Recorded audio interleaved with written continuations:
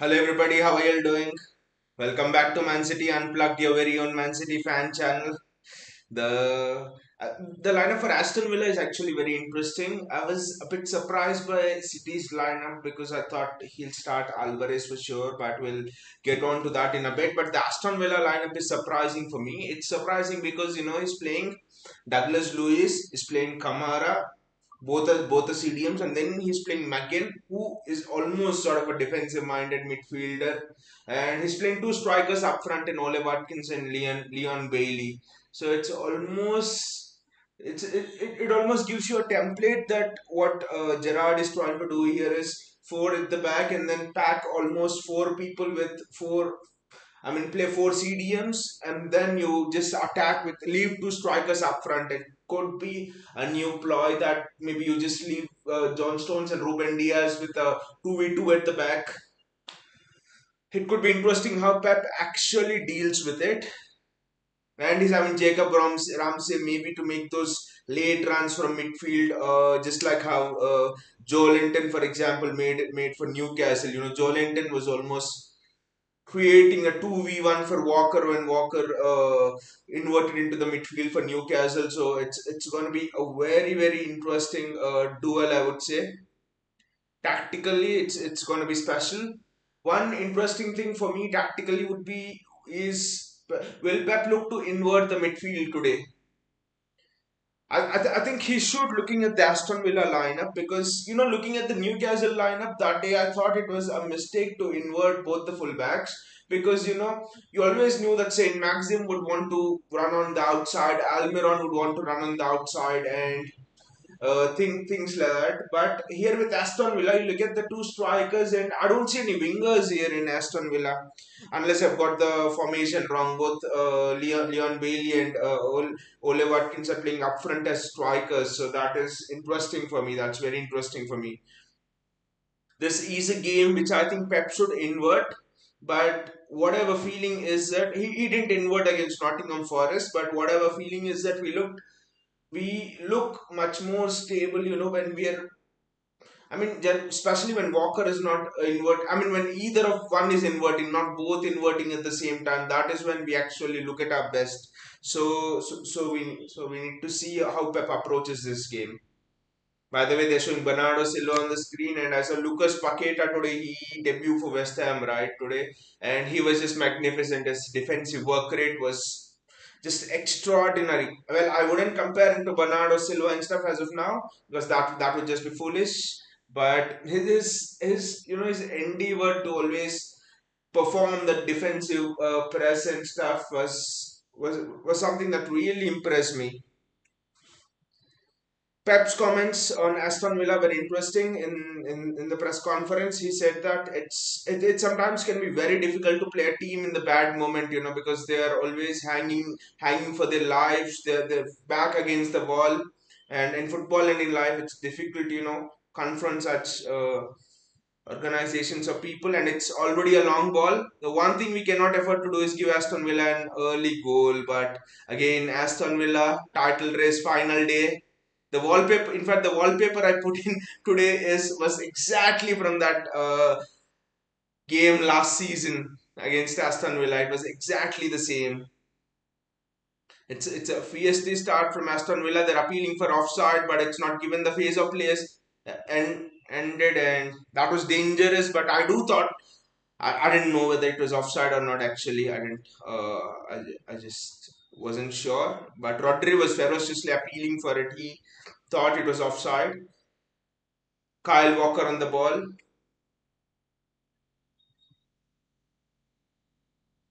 Akanji for me is an interesting signing. Again, I think we've spoken here about Manuel Akanji, and I guess unlike what a lot of people are telling, Akanji could get more minutes. And Erling Haaland on the ball, Kevin De Bruyne on the ball, Erling Haaland with the movement, and Kevin De Bruyne switches it out wide to Phil Foden. Erling Haaland going into the box. It's Ikai Gundogan already.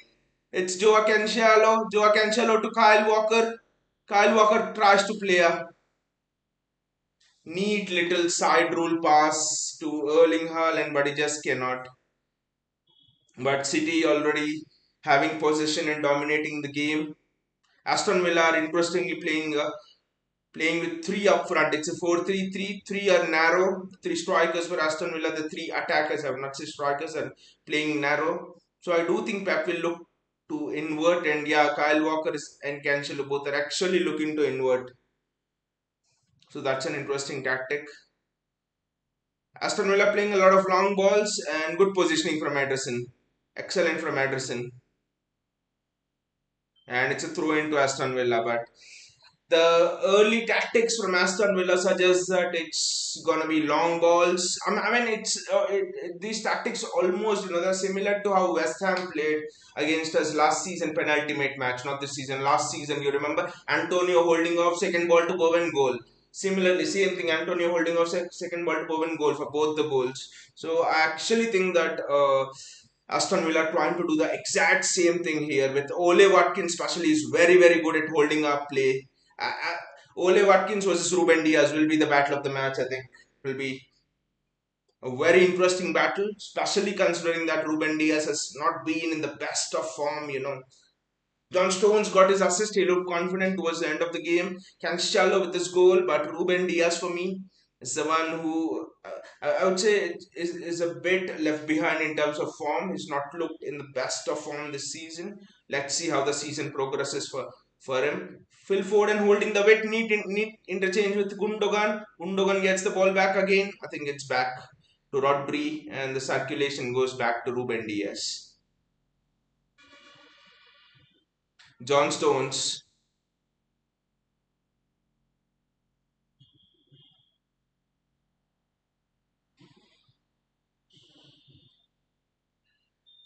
Kyle Walker there, not exactly inverting, but he's picking up an intelligent position back there, and it's Erling Haaland being involved in the link-up plan. It's Bernardo Silva. That should be 1-0 to City. Kyle Walker blasts it over. When Kyle, you had a pass to Erling Haaland. Why did you just blast it over, Kyle? That was a neat little piece of play, but Kyle needs to pass to Erling Haaland there. The angle was just too tight for him. Oh, anyway, Walker was offside, I think, but it was a simple tap into Erling Haaland. Kyle, next time you get in there, never again. Look at that great link-up play for Haaland, Gundogan, Kyle. I don't know what Kyle Walker was trying to do there. He would never ever get a goal there. Anyway, it was offside, I think. Marginally offside, Kyle Walker, but good run for Kyle Walker. But the movement of Erling Haaland was excellent there, and then he really goes back into goal scoring position. That's just wonderful stuff from Haaland.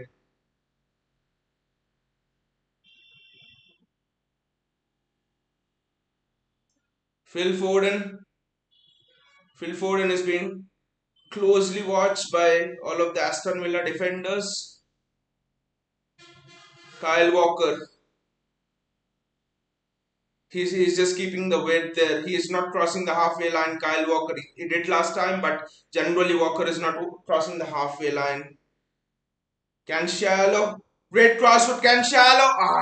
The ball just fell in front of Foden. I think fell in front of De Bruyne. De Bruyne sort of, is almost playing as a second striker to Erling Haaland. Interesting tactics again. Aston Villa in this first half, first 5 minutes at least, have looked solid. They have looked very, very solid, I must say. JSK is here. Hey JSK, how are you, man?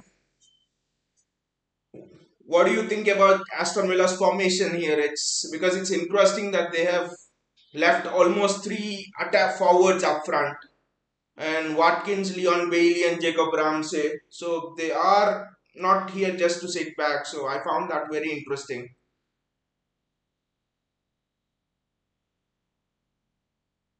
The only surprise for me in this lineup is he's not started Julian Alvarez, because I thought he'll start Alvarez and he might give rest to Kevin De Bruyne. JSK says Chelsea finally robbed West Ham, and they robbed West Ham too bad, right? JSK, I was watching that, and when Cornet scored the goal, I was like, I just shouted. It was so good. I thought it was 2-2, but then that was a clear goal. I mean, he didn't obstruct Mendy. By the time Bowen's momentum carried him over Mendy, the ball had already gone. Mendy was not trying to catch the ball or something. I don't know who that shit referee was. It was just crap refereeing.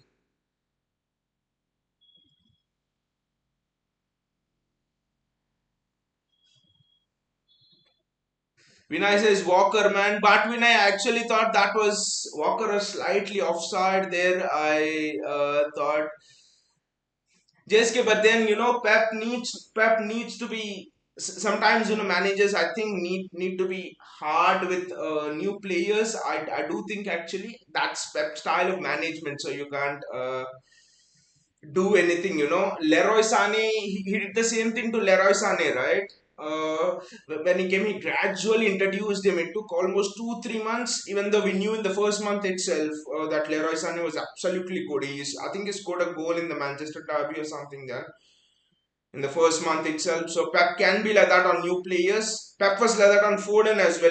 He took time to gradually introduce him. So, but I do think in the long run, it's very beneficial for the player. Another thing is I didn't know why even I mean Walker didn't know it was offside, but I didn't know why Walker went for the shot. Clearly, Walker is not someone who can find the goal from such a tight angle. It was just an impossible angle. Only people like Alvarez, Haaland, De Bruyne, top forwards can find goal from there. I just don't know what Walker was thinking over there. JSK says, by the way, Edison out today after seeing Pickford. That was such a great relief, right? Liverpool dropping 2 more points. If Arsenal drop more points today tomorrow at United, that would be the perfect ending to the week. Because whatever people might say, I think Liverpool are our main contenders because you saw what they did last season. They just came back from nothing and won everything from January till the end of the season. That's a good ball, Gundogan. Gundogan in the half space to Kevin De Bruyne. Kevin De Bruyne. Ah, was it near? Was it near? It was just wide, right? Kevin De Bruyne's shot. Yeah, it was just wide. Kevin De Bruyne's shot. But I actually thought that maybe he could have played in Haaland. No, he did the right thing. KDB generally is on target from that range. JSK says, let's hope Chelsea ends in Europa. Exactly. I mean, my thoughts, JSK, exactly. When the referee overturned that decision, my thoughts were this team should rot in the Europa League. They should rot in the Conference League, because West Ham deserved the draw actually because they just hit the post right before Chelsea equalized. That was such an open goal from Cornet, and it's just I don't know. And by the way, Raheem Sterling's also not playing that well for Chelsea.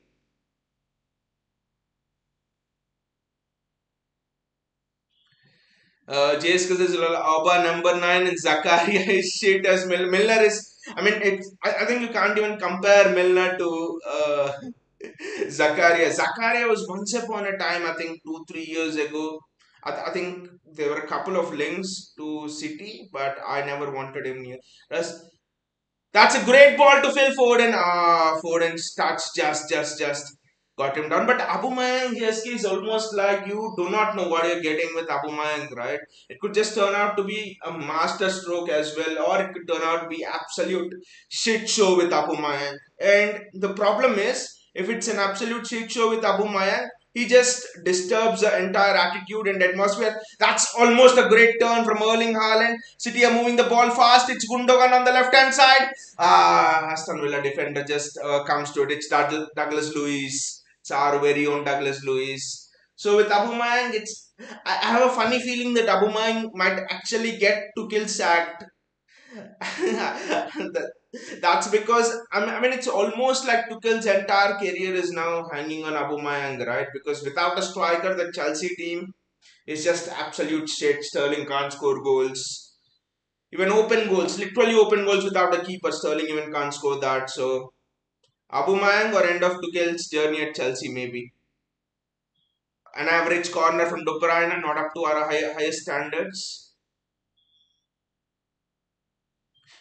Bernardo Silva, but Aston Villa defending it well. It's 10 minutes and City are slowly growing into the game. Phil Foden, I think that's a keeper's ball there. The only, I mean, it's just 10 minutes, but a slight concern here is that I think City should test the goalkeeper more often. We didn't even test Emi Martinez once in this first 10 minutes. That's the only concern. And I would not like to see these crosses put in more. I know Haaland is there, but that's literally not our style of play, right? You just you're already in the. It's just 10 minutes and you're already putting in crosses. So that's not how City play.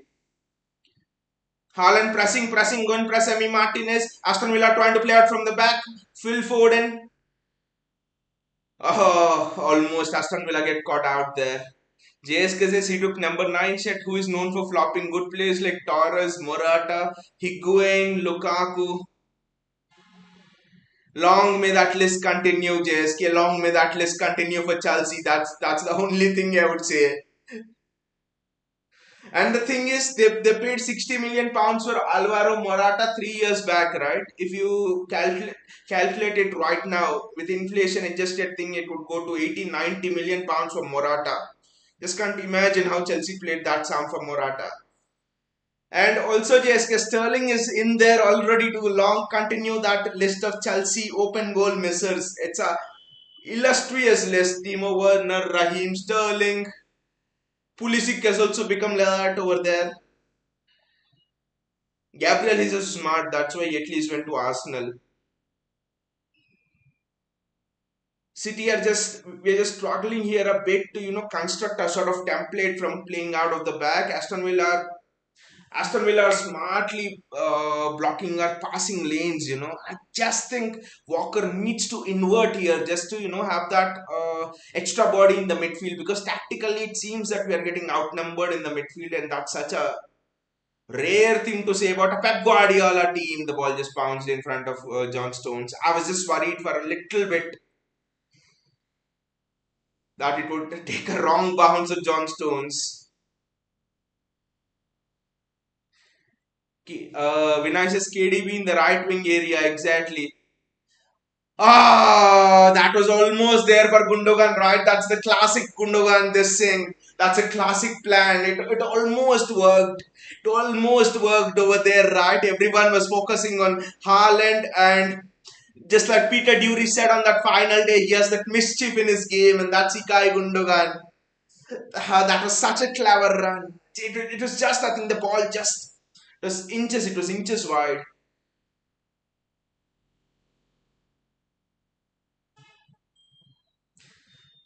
But I know that Bernardo Silva is doing extremely well in that right wing area, but I actually think that maybe Julian Alvarez in the team makes us more balanced. But like we have been discussing on our show numerous times, how do you fit in Gundogan, KDB, Bernardo in the same team? So Pep is left with no choice but to bench Alvarez.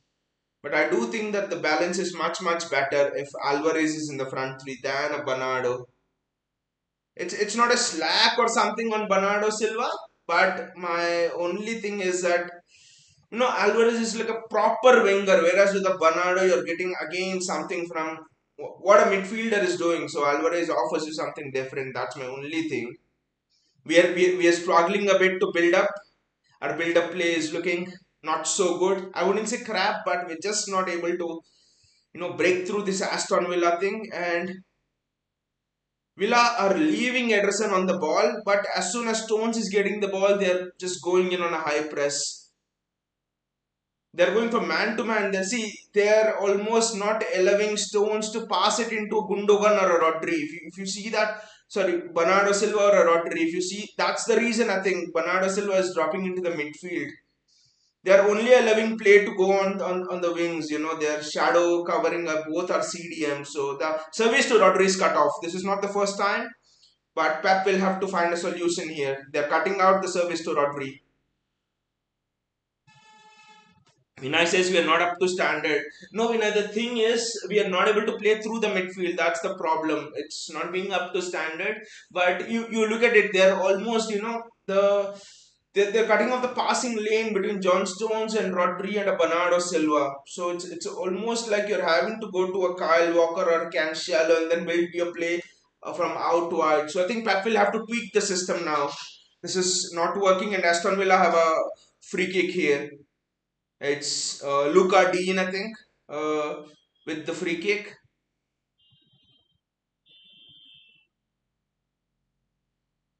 Our defending from our set pieces hasn't been good in a while, but I don't know. This game, it's not flowing for City as City would like, right? It's almost like, it's almost too congested.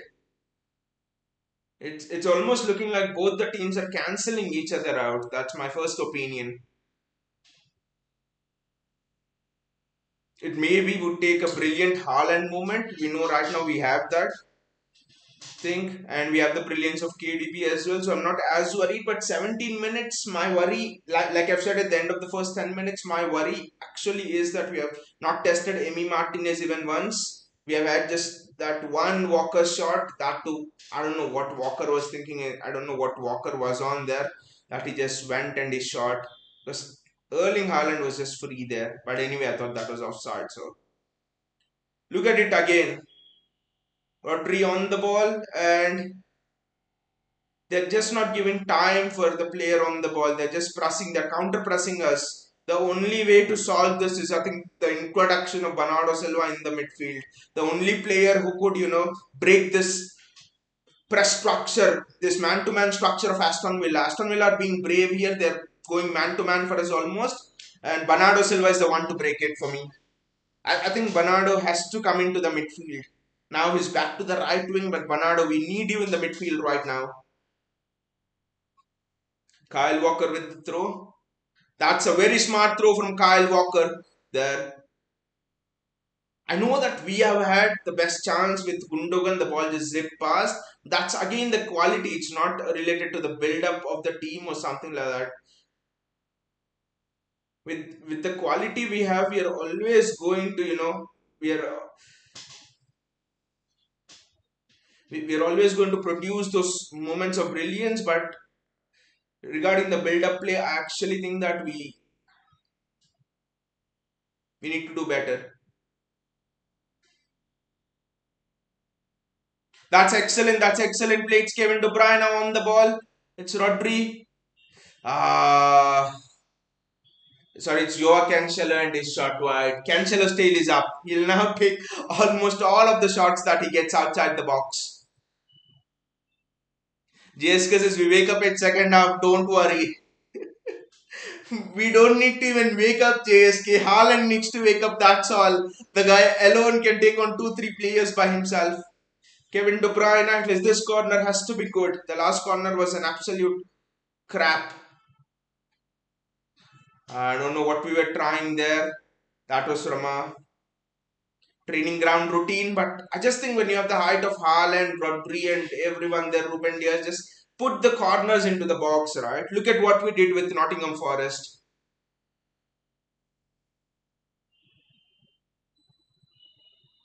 I know the shot was decent, it was good, but why do we always want to do things the hard way? I remember last time in the derby we scored like that, right? De Bruyne to Mahrez almost at the edge of the box, and Mahrez scores it on the volley. That is not always gonna work. Mahrez is special player. There are not many who can do that.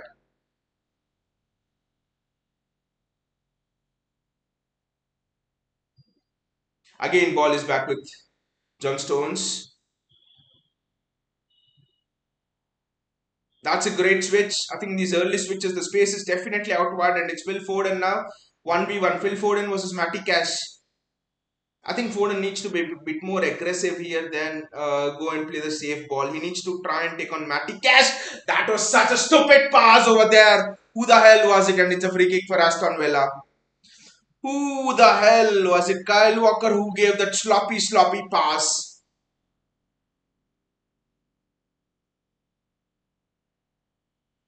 JSK says we need Christian Romero to be honest in centre back.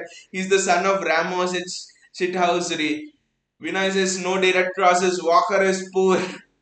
But JSK Christian Romero is perfect for, I think, an Antonio Conte team. That's why Conte went and got Christian Romero. Like manager, like Christian Romero carries that legacy onto the field almost. Walker. Vinay, I'm sometimes frustrated with Walker that sometimes he can just be so piss poor in the system and the entire system, it breaks down because of him.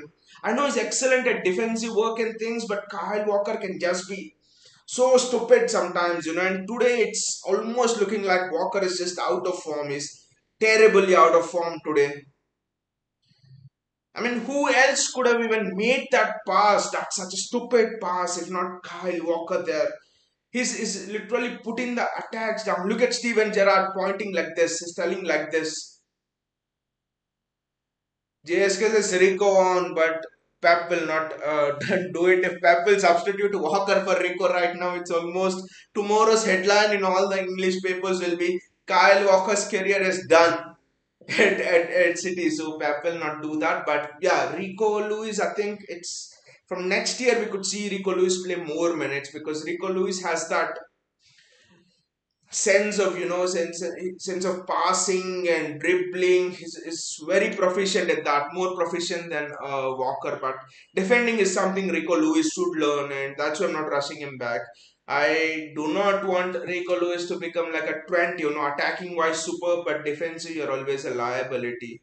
So that is something which we cannot do. But it's already 20 minutes and it's still it almost seems like the game is just in a sort of a slumber,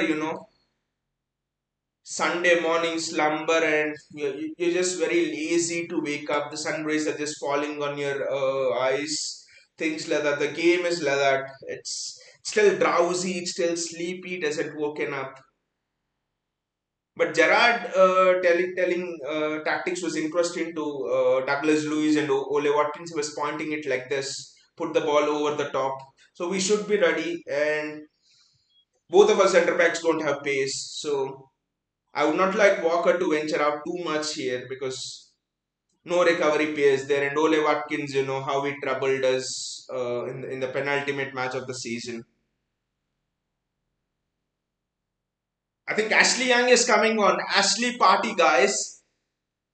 JSK says 75 minutes we are gonna wake up. Hope so, JSK. After 75 minutes. 75 is an interesting thing. You're referring to the title, this thing, right? 75 thing. But one thing I've noticed is second balls. Ole Watkins is exactly doing the same thing, which Antonio did last season, penultimate game. Antonio held the ball, played through Bowen. I think Gerard was telling the same thing to Ole Watkins and Jacob Ramsey. You run, and even Leon Bailey, you run. Watkins will hold it second balls. Nice and early ball. They're cutting off the service line to Erling Haaland. Phil Foden. I just want Foden to be more aggressive here. That's again a sloppy pass, but De Bruyne does well. De Bruyne does extremely well, and Foden does well to collect. De Bruyne does extremely well to get the ball back.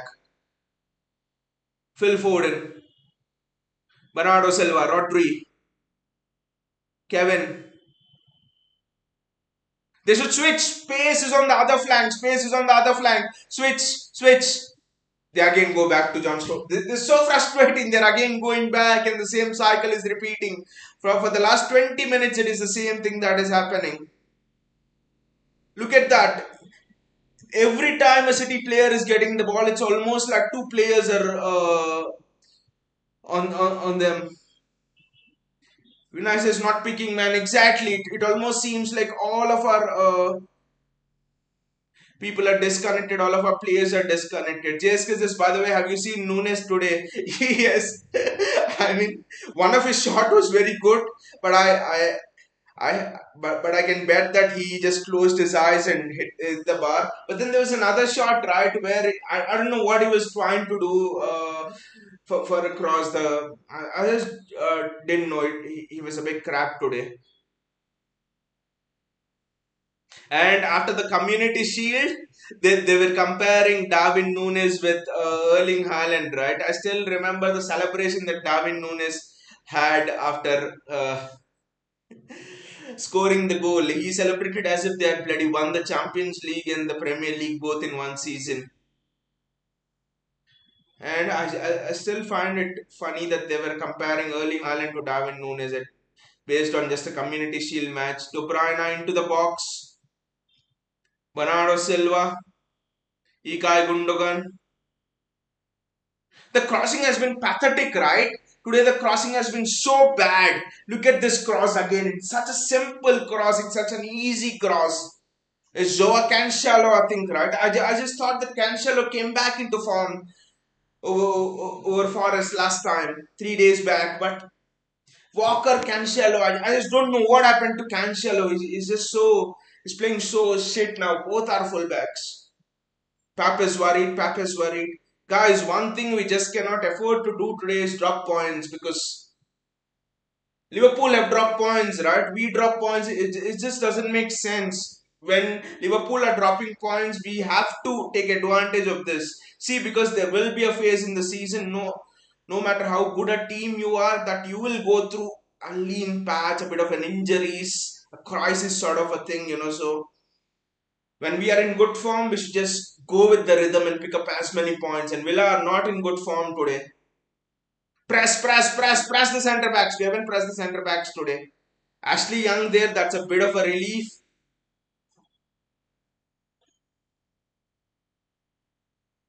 Ashley Young with the throw in.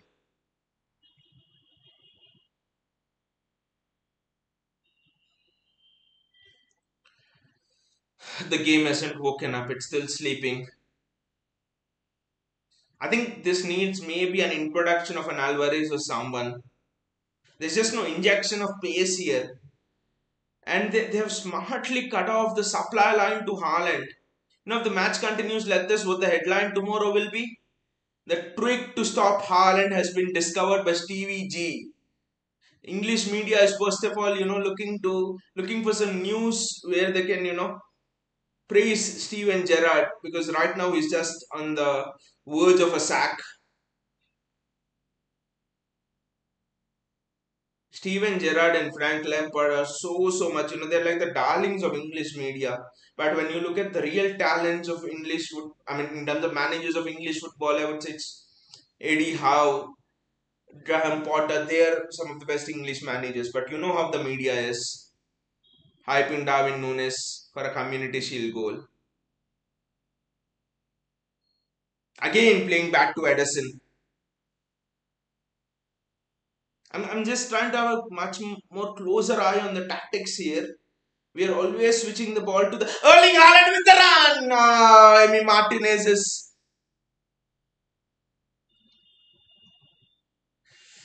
Emi Martinez has come out. Is that a plan that goalkeepers are now trying to use against Erling Haaland? There, just come out nice and early to prevent his run. What a ball that was from Joao Cancelo. And I know Haaland was just a little bit late in reaching it. But Martinez has got it inside the line, so no worry on that. But that was so close. That's what can happen. We can turn it on, but we haven't turned it on.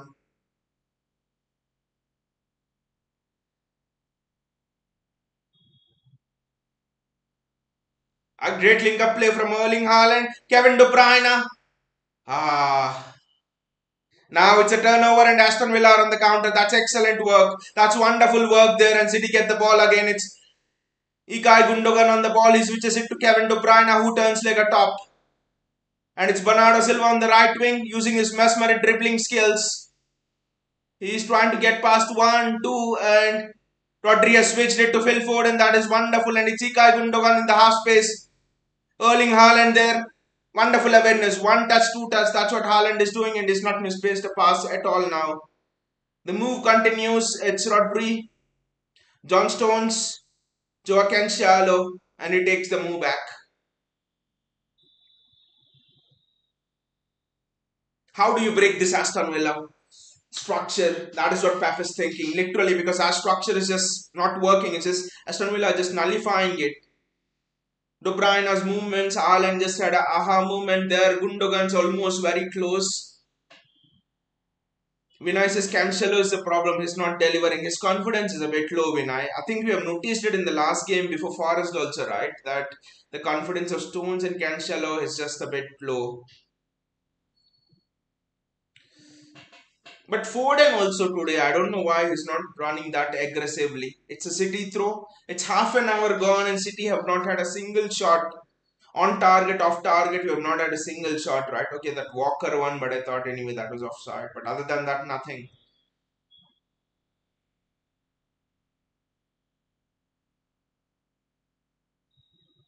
John Stones again. Vinay says team needs wake up. Team needs a pep talk. Vinay, I think team needs a pep talk. And again, I'm again sort of thinking maybe the tactics here. Tactically, Pep needs to do something else. The goalkeeper's just coming in early. They're trying to reduce that space between behind Aston Villa's defense, and they're trying to reduce the space for Haaland to run into. But then we have not had a passage of play that we have camped just outside on the edge of Aston Villa's box, right? Which is typical of City. They don't care if they're playing Liverpool or Chelsea or whoever, or Arsenal or Spurs, whoever. We typically have that phase of play where we camp outside the opponent's box, right? So that's another worry for me. And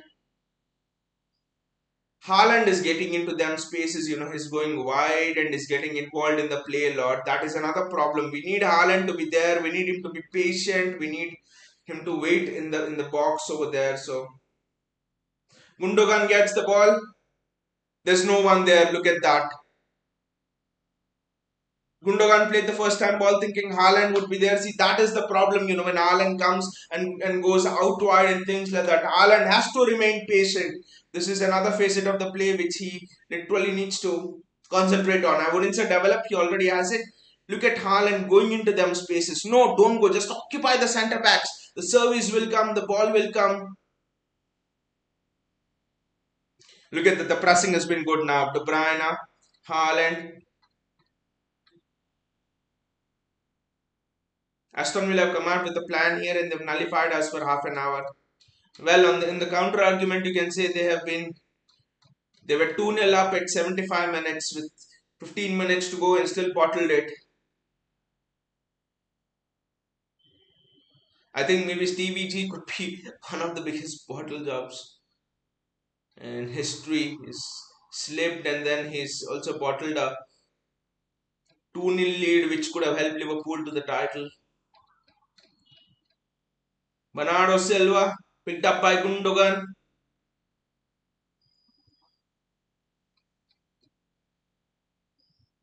Cancelo.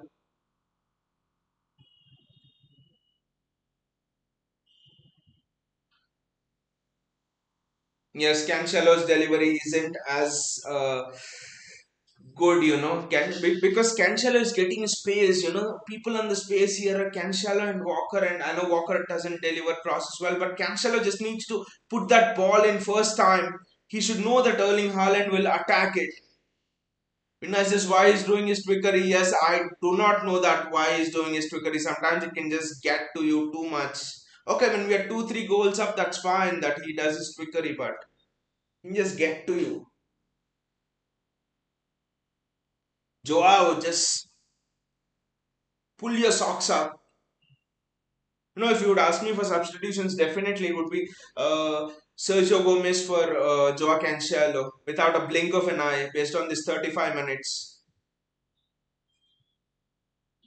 See, Liverpool drew today against Everton, but you just look at the saves that Pickford made, and here Emi Martinez has not made a single save.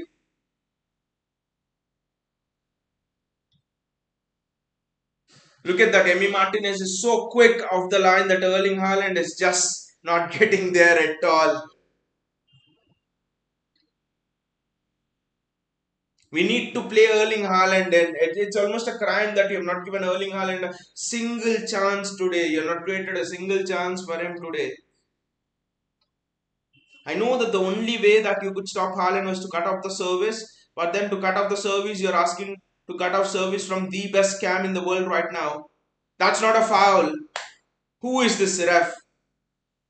Vinay says player positioning is a bit wrong. I think the tactics are also wrong. And sometimes what I feel is Gundogan, Bernardo, and De Bruyne in the same team. When it works, it's beautiful. But sometimes it could just It could just make it a bit stagnant, you're not going anywhere. That's why I've never liked this combination of both these three players playing in the same team. It could work against some oppositions, it worked against Forest, I do agree, but right, it just compacts the play. But if you have a Mahrez or if you have a Julian Alvarez, then it just, drags the play and it gives you a lot more things. I think it's almost the same thing that's well defended by Ruben Diaz. Ikai Gundogan, I think we're on the counter attack right now. It's Kevin De Bruyne running. Haaland, Erling Haaland is just. Referee is not given a foul over there. I thought that was a foul. Look at that, Ole Watkins. Ole Watkins. Ah, that just missed, but I thought Watkins was offside there. Was he offside? See, that was the counter that Stevie G was talking about. That was definitely a foul on De Bruyne. He bloody pulled De Bruyne back. Well, that was not a foul. You look at the pace there, you look at the injection of pace there. I think this could be one of the reasons why Akanji has been bought in, that behind, ball in behind, ball over the top are still our problems. It's 37 minutes. The clock is also ticking very fast today. So Edison needs to. That's a foul on Edison. That's a foul on Edison. That's well done by the referee. If the referee didn't give this a foul, I would have been so livid with what the referee had done against Chelsea. Konsa was straight on Ederson. You know what I was hoping in this match? That's a good block by the way from John Stones. You know what I was hoping is we would embarrass Steven Gerrard and Aston Villa here, and we would be the team responsible for getting Gerrard sacked. That's what I wanted him to do. Us getting a Liverpool legend sacked, that would be a perfect. Liverpool drawing in the Merseyside derby and us getting a Liverpool legend sacked. That would just be so perfect.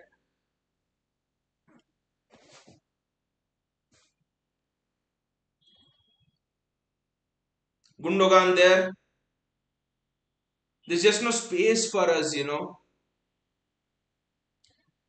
JSK just need a halftime talk, need a perfect, loud pep talk at halftime, JSK.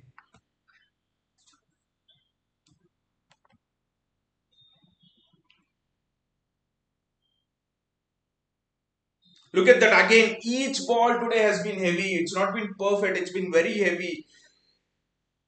There are runs, the runs have been good, but the service has been absolute shite. The service has not at all been good. It almost looks like, Pep is trying to fit in too many pieces into the wrong holes. Bernardo, Gundogan, he's trying to adjust everyone there. There's almost like the problem he faced with trying to play Iniesta, Xavi, and Fabregas in the same team, right? That's all. That's a very good ball by Kyle Walker. It's Erling Haaland in that half space. Ah, the defender got early. The defender got early. Sometimes when Haaland makes that run, he drags the defenders. You need to find someone else there because Haaland occupied both the defenders. So I think we'll get to know it better, how to work with Haaland and stuff. 40 minutes gone. The half has almost flown by without us doing bloody anything.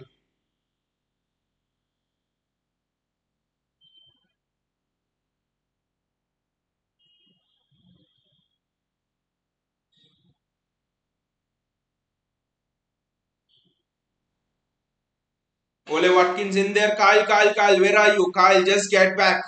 Kyle, just get back.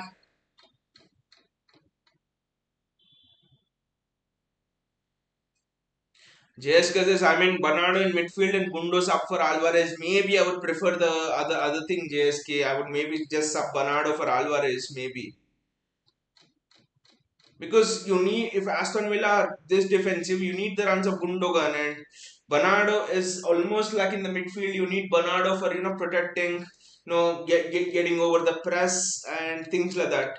So I think you need attacking players, and that's a good ball down the channel. Aston will have surely come out with a plan. That's an offside, bloody Leon Bailey. Sorry, Ole Watkins. There's Ole Watkins and Tyrone Mings are behaving as if they are the emperors of the world and things like that.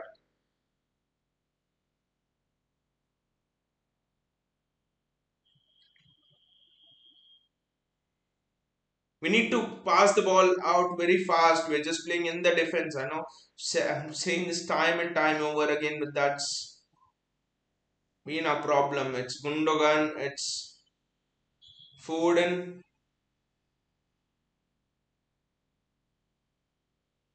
Walker.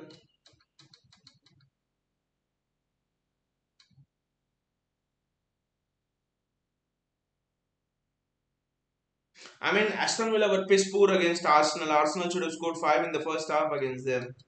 So how come they have suddenly become this steely thing? I don't know. I don't get this. Always, when teams are going through bad form, they come up against City, and they suddenly you see them as prime Jose Mourinho team set up to defend the hell. I think Alvarez is needed to unlock this shit of Aston Villa here.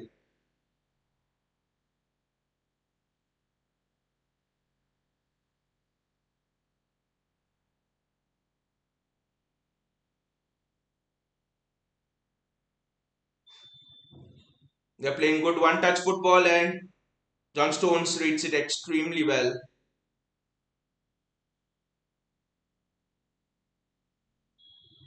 That's again a great interception from John Stones. Wonderful, wonderful. Kevin De Bruyne, Phil Foden. Foden's looked off color. Be aggressive, Phil. Be aggressive. And that's a shed ball to Bernardo. Look at that. What Foden's doing. It almost seems that all the team has turned into crap. I don't know why. Pep is just sitting there thinking, what the hell has just happened? It's just so unlike watching City, right? What we are doing.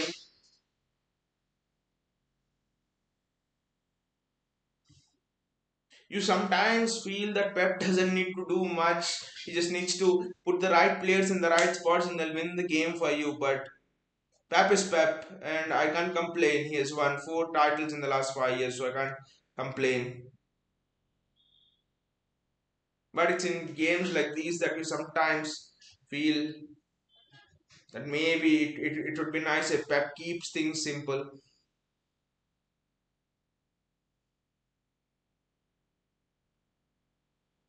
Offside. Aston Villa player is offside.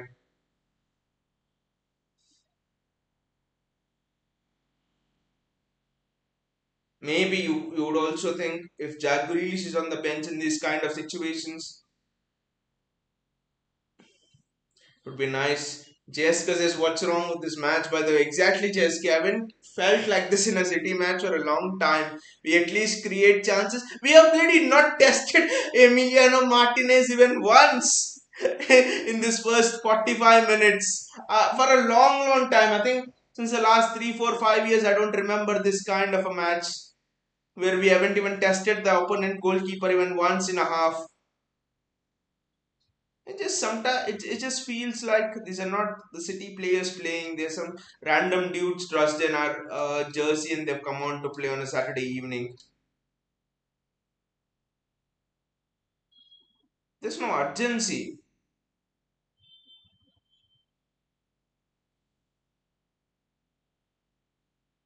That's a good ball. That's a very good ball. It's a crap ball actually. For a moment I thought that would have been a good ball. John Stones to Edison. I mean, in the Crystal Palace game, we went 2-0 down, but in the first half itself, we were peppering the goalkeeper so much. You just knew that we would find a route back, but in this game, it's almost like I do not know. I'm just hoping for one last chance before the half finishes. One chance. It would be such a good thing to go. Oh, what the hell is that? Where has our bloody passing gone? What are we doing here? What is Rodri doing there? What the hell was that passing? Is it really City playing or is it someone else playing? I'm seriously getting doubts right now. We haven't seen this been this piss poor and this bad for a long, long while. It's just so frustrating.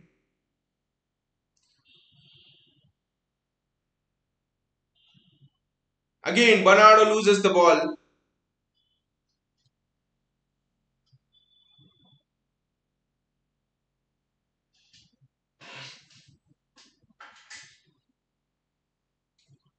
I think that's half time. That's half time. That's bloody half time.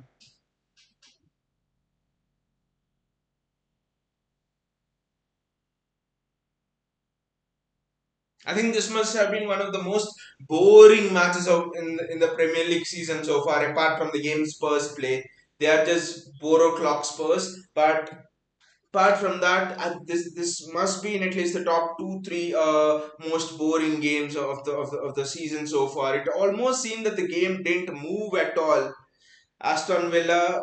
I wouldn't say that Aston Villa even parked the bus. They were sort of pressing in that mid block, but the fascinating thing is that we haven't even tried to put those balls in. We were always afraid of the ball over the top and things like that. Pep will have to do a lot. Pep will have to do a lot in this halftime team talk. It was just so stupid. I know Ole Watkins had that chance, but that's it. Gundogan went a bit close. That's it. Maybe I'm just thinking if that I know it Walker looked offside, but maybe if Walker had passed it to Haaland, you never know what you get in VAR. So, I mean, 1-0 would have surely opened up this game. I just think that this is a problem which we have faced last season in a few matches before that as well. This always happens, when Pep tries to fit in Gundo, Bernardo, and De Bruyne in the same team. Now you can only have two of those three players. Three of them are excellent, but for me only two can play. It's about the balance of the team.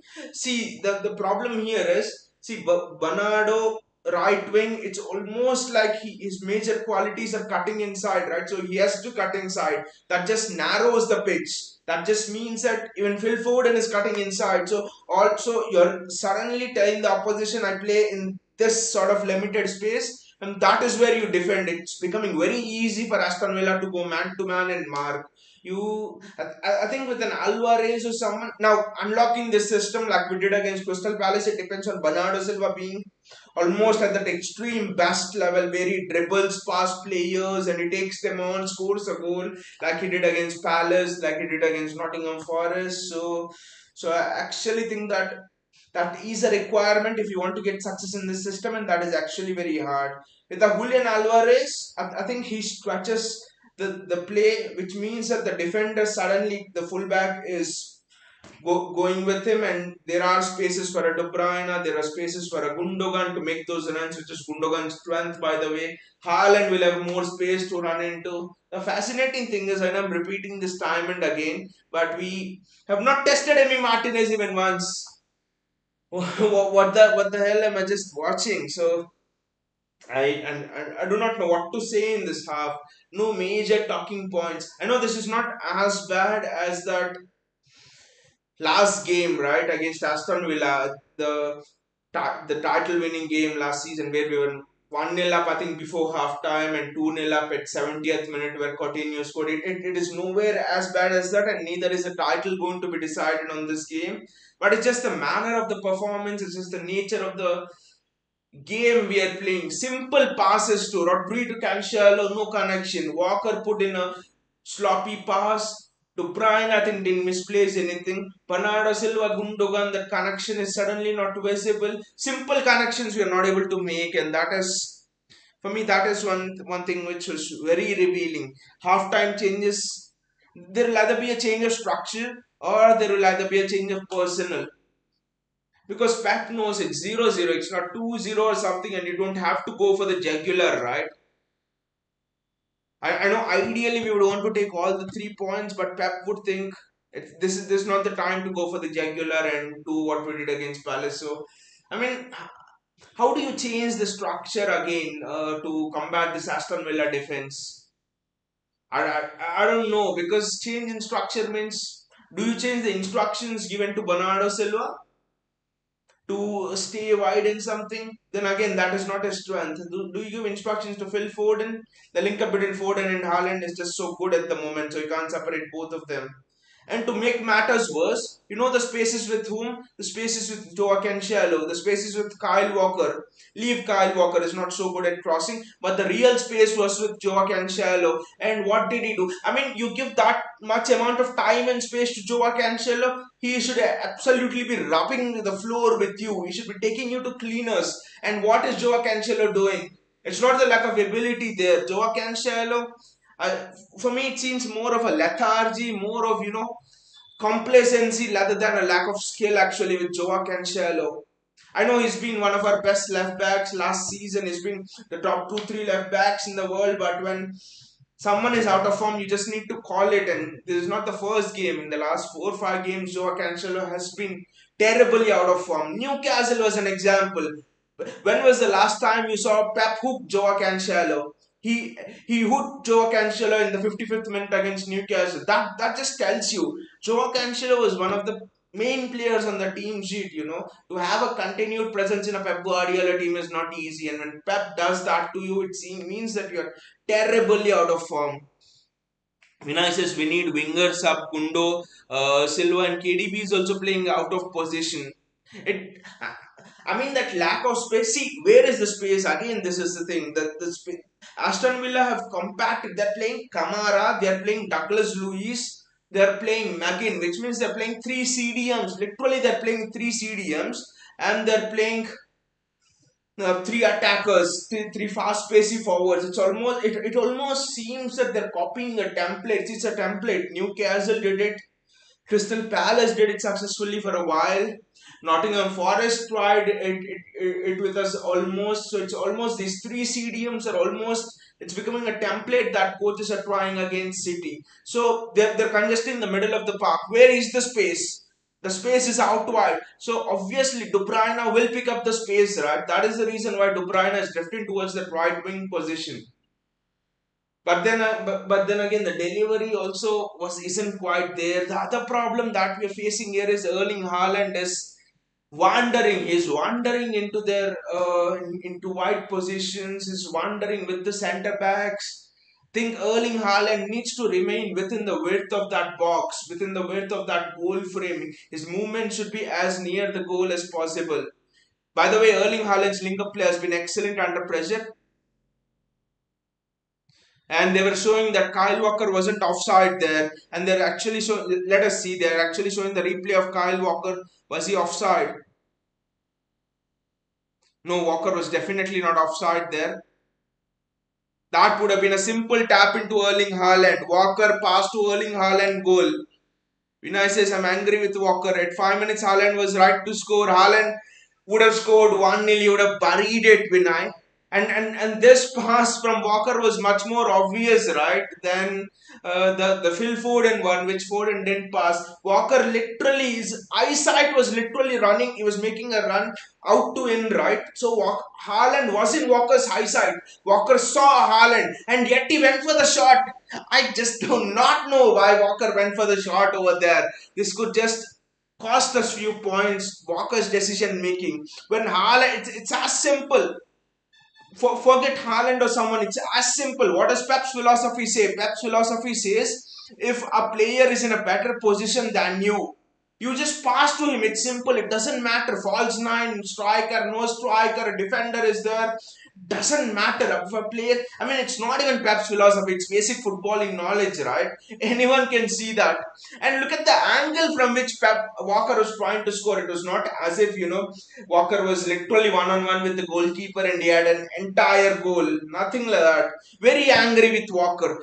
His miss to Haaland, that was a terrible decision making thing. And then he misplaces passes. Because of Walker, at least 2, 3 moves have actually broken down for us. And that sloppiness slowly affected everyone. With Joao Cancelo, I don't know what is wrong with Cancelo especially. Because, Cancelo last season would just put those outside of the foot balls. See, one beautiful ball Cancelo played to Haaland today. Martinez came out fast of his line. Otherwise, that would have been a typical Haaland goal. I'm very interested to see what Pep will do in the second half. And also remember, we have the Champions League game on Wednesday, I think, against Sevilla on Tuesday, I think, local time in Sevilla. So Pep has that in mind, but at this stage, I think more than the Champions League group stage, this is much more pivotal. This game, 45 more minutes. I'm much more relaxed in this 45 minutes than what I was, when Aston Villa last played us in a title clinching campaign. But I would be absolutely furious if we drop points. I'd be absolutely furious because Aston Villa are in such a poor form, and we can drop points, you can lose against teams. It's just part of football. But the thing is, we'll get angry if you lose without putting up a fight. That is the major thing. We haven't even tested the goalkeeper. Vinicius' sloppiness is at the peak. This is bad for us. Haaland had two players behind him to supply, but players have gone too wide. The problem is with Haaland supplying from the midfield is actually becoming difficult, because if you're seeing when John Stones is not able to pass to Rodri, so the build up play itself is coming from out wide, and we are finding play by switching it actually. So I don't blame a Gundogan or a De Bruyne for that, and I also think that there was absolutely no space to pass. It's almost an eye of a needle pass, and you need Kevin De Bruyne at his very, very peak at his absolute best pass in such a compacted midfield. But I don't have a problem with supply from out wide, but my only frustration is that Joao Cancelo has had so much time and space, and yet he has not utilized it.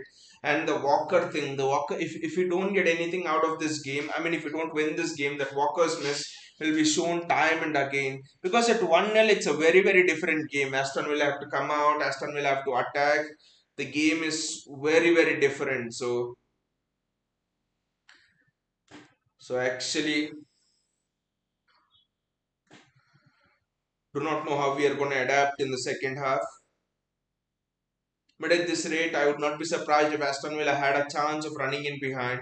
I do think we need to score two goals in this game to win it. I have a funny feeling. Because Aston Villa are just concentrating balls over the top, and Coutinho might come for them in the next half. Vinicius' game needs Alvarez, and also with Alvarez, suddenly you have two poachers in the box, right? Both of those centre halves will be occupied, so it will be difficult for them to defend.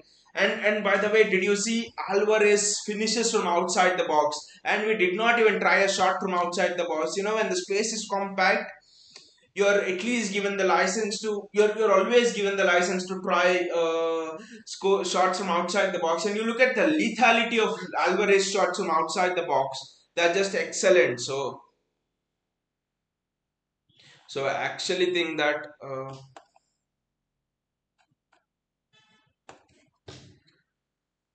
Alvarez is the need of the hour. But what else attacking options do we have on the bench? Riyad Mahrez would not be bad. And another thing is Aston Villa players will not be tired as well, because we have not worked it around. This is not a typical City performance. This is nowhere near a typical City performance here. But I would see us respond. How do we react to this situation? Like Pep says, the best teams can be noticed in the stages of suffering when things are not going right for them. So we'll see what kind of a character City come out with. I know we are not losing, but even breaking down an Aston Villa, breaking down any team for that sense, also requires character.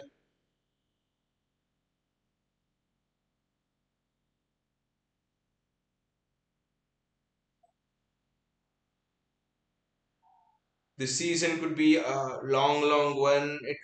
It could be a season like no other. It will be a hectic one. So we do not know when you will drop points this season, because players going to the World Cup coming back. So it's important to pick up points as many as possible in this first phase till the World Cup, because no one can predict what shape players are going to come in after the World Cup. So My intention is not to lose too many points before the World Cup.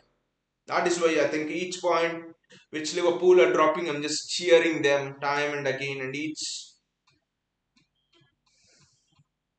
each time we are behind or something, I just want us to gather as many points as possible.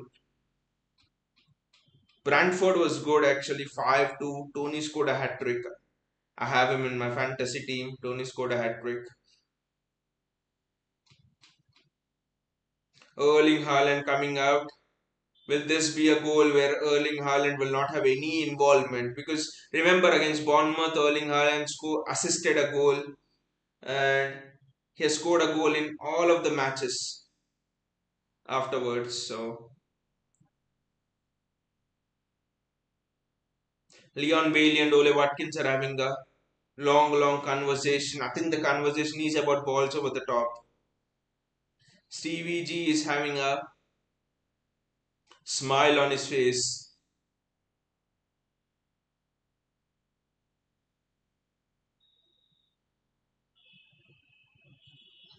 It will be interesting when Gerard will look to introduce Bundia, when he will look to introduce Philip Coutinho. City to kick the match off. Sorry, kick the second half off. I don't see any changes. We'll have to see if there's any change in tactics or something like that.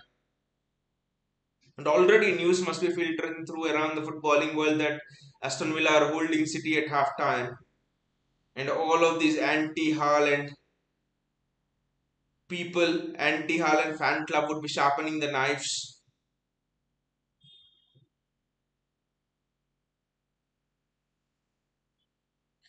It's just two banks of 4 and 4 almost for Aston Villa, and both of them are just so near. There is no space.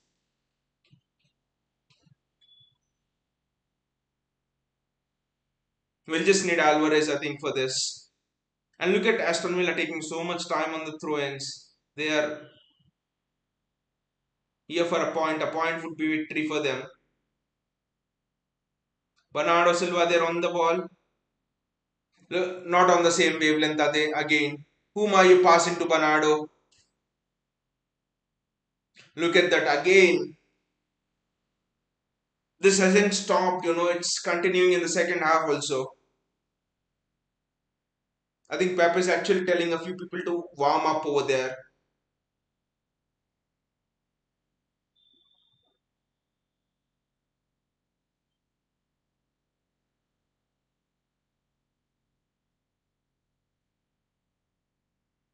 Amy Martinez with a long kick.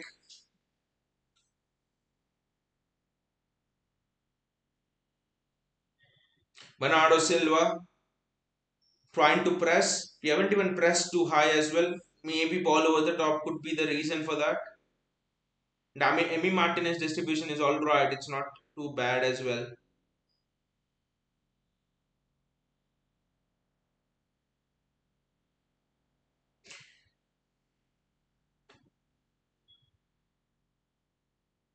Aston Villa just passing around the back.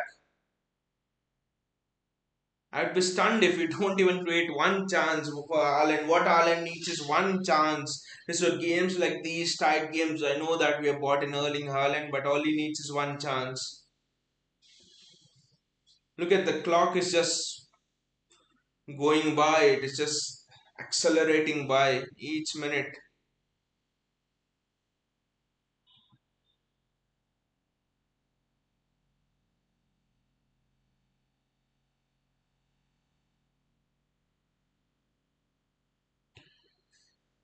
We just need to create at least one chance for Haaland here. We're so piss poor today.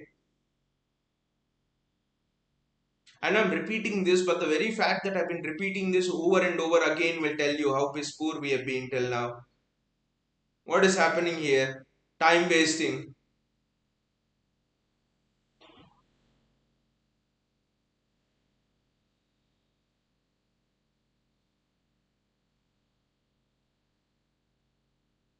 Why the hell is the cameraman showing the Aston Villa bench? Show me the match. Not want to see the bloody Aston Villa bench. Kyle Walker on the ball. Bernardo Silva coming into the midfield. Again, we're just doing that same shit, passing around the back.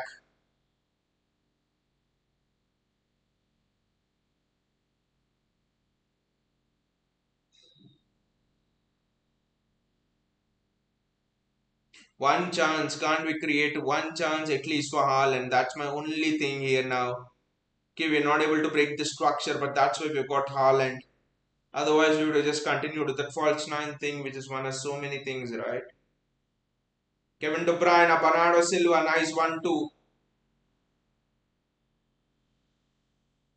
Nice and early ball, and it's a goal for Erling Haaland.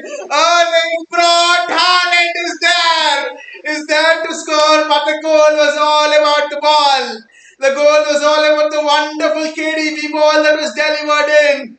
That ball only KDB could have delivered, but look at the run. Look at the run of Erling Haaland. Look at him celebrate. Erling brought Haaland. The anti-Erling Haaland club just piss off. But it was all about the link up play, right?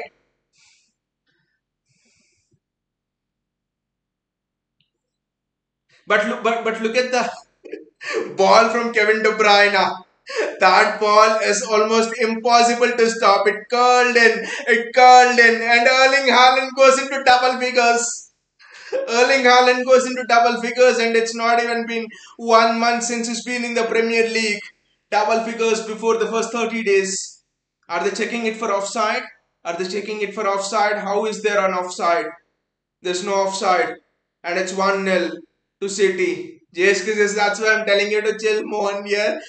No, JSK, I will not even chill now. We need another comfort. We at least need 2 goals, like I was mentioning before. Because at 1-0, anything can happen. We were 1-0 up against Palace, right? Sorry, against Newcastle, right? So anything can happen.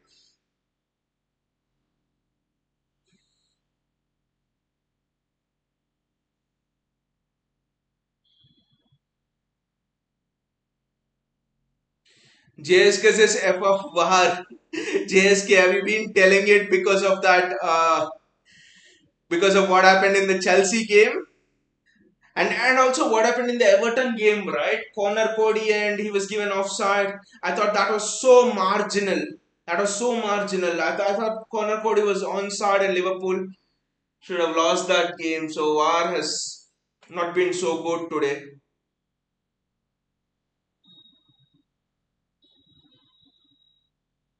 Aston Villa are playing it around. Yes, yes, exactly. I understand your anger on VAR. Defend it well, and it's offside. That's wonderful offside trap. I think we've got Watkins and Leon Bailey offside 3 to 4 times now. Erling Haaland is smiling there. But look at that. The run in anticipation that the ball will come is what separates Haaland from every other striker, I would say. It's just that movement more than anything. You can have all the service, but that's almost a great run from Erling Haaland. And Bernardo Silva there. Bernardo Silva now has finally come into form. Kevin De Bruyne finding that wide space. And Aston Villa are finding it almost impossible now to deal with the interchange of Bernardo Silva and Kevin De Bruyne. This is what was lacking in the first half. In the first half, the movement between Bernardo Silva and Kevin De Bruyne wasn't so fluid. Now Bernardo is just getting into the midfield and De Bruyne just going and putting balls first time in. I think at half time the thought was the instructions to Erling Haaland were that you just make those runs. When you see Kevin get on the ball in the wide areas, make those runs. Kevin will find you. Kevin will somehow find you.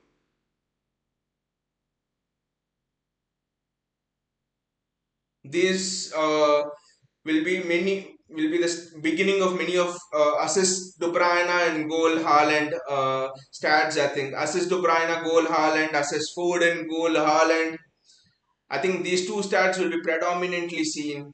But we must not rush right now because Aston Villa are still dangerous. They're still looking to play on the counter. I think once we get the second goal, much, it would be a bit more of a relief because 1-0 anything can happen. John Stones, very well defended ball over the top. Stones is definitely come in form. Now my worry is only about Joao Cancelo. Diaz has shown good defensive concentration today as well, but Joao Cancelo is my only worry. Excellent ball from Phil Foden. Almost. That's what a wonderful ball that is from Phil Foden, and they're appealing for offside. Aston Villa. Didn't Stevie G tell you that Erling Haaland is never offside? They bloody were appealing for offside. But again, look at it. What a ball from Foden.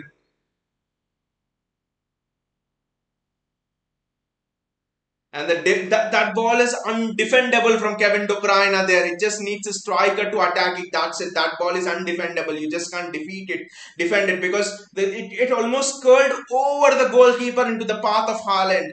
Just imagine, guys, last season who would have been at the end of that? Our very own Raheem Sterling, and where would the ball have ended up? In the fourth tier, or maybe in Stevie G's house. And people were questioning, can City do things without Raheem Sterling?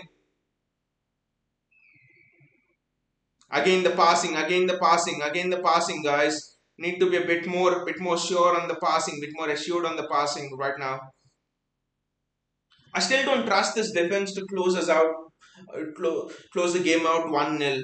I still don't trust it actually because set piece, there are variables which you can't control right at 1-0. So at least two goal cushion. We need a two goal cushion. Because seeing how we have conceded goals against not West Ham, against Newcastle, Crystal Palace, I just don't exude confidence right now on this on our defense. That's the only thing. What a ball! What a ball! What a ball from Rodri! So what a ball! Was it from Kevin De Bruyne actually? What a ball! That's wonderful defending. That's wonderful defending. That's wonderful defending from John Stones.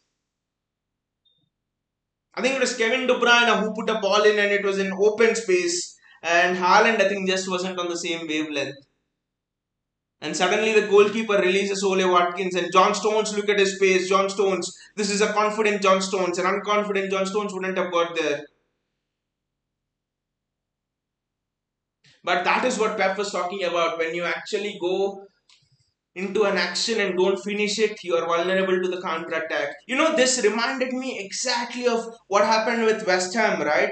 Cornet misses that open goal hits the post with the header, and then Chelsea go on to the other end and score. And it suddenly reminded of what Pep said after the Newcastle game. When you don't finish off the actions at one end, counter attack is on at the other end. So, how apt Pep was.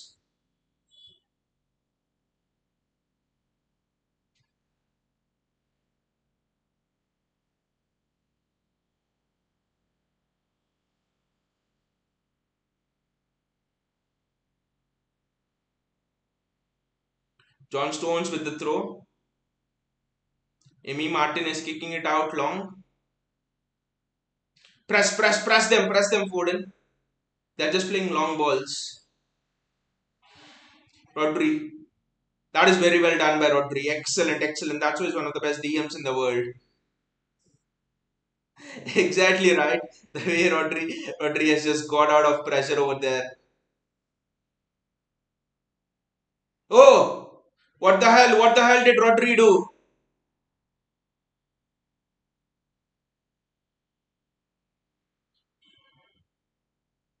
Oh, that was another action. What the hell did Rodri do over there? Ah!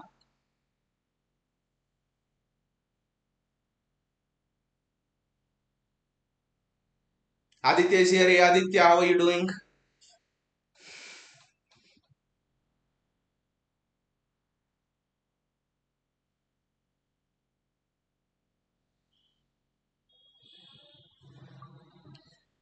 But I just had my hands in my head, with that, and Aston Villa is attacking again.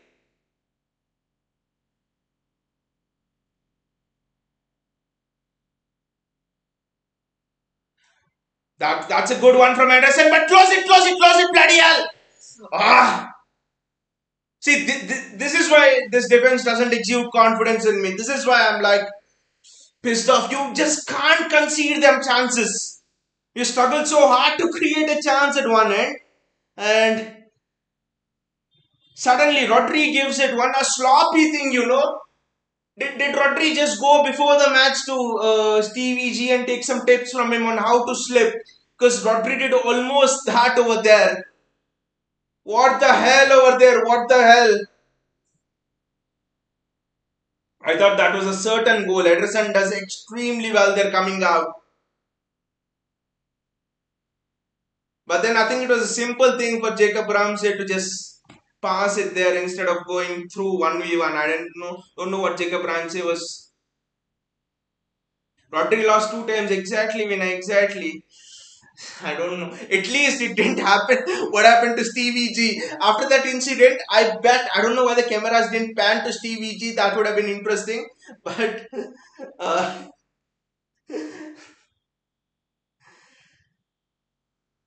but I actually think that Stevie G might have been reminded of his past memories watching that damn Baba.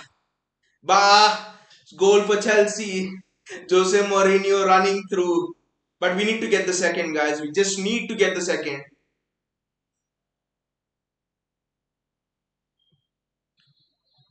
Rodri again. I think that's the first time in 3 years I've seen Rodri do that. But one mistake like that and it could cost you a goal. Honestly, defensively, we've been a bit sloppy. We need to pull it up. We need to pull the socks up.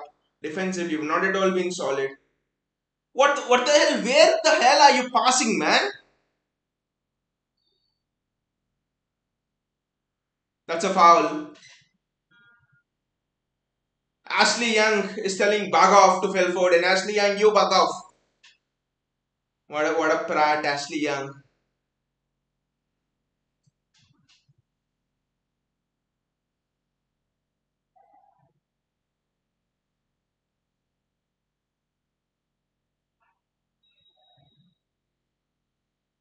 That's a very good ball. That's an excellent ball. Bernardo Silva there. Kevin De Bruyne. That was well defended. He should have just maybe curled the cross in a bit more, but that was not the usual Kevin De Bruyne. It's almost like the cross didn't have power on it. The cross didn't have power on it. Haaland is just prowling there, but it's a first set piece of the game. This tells you how much of a disaster the first half has been. It's the first set piece of the game. Bloody first set piece.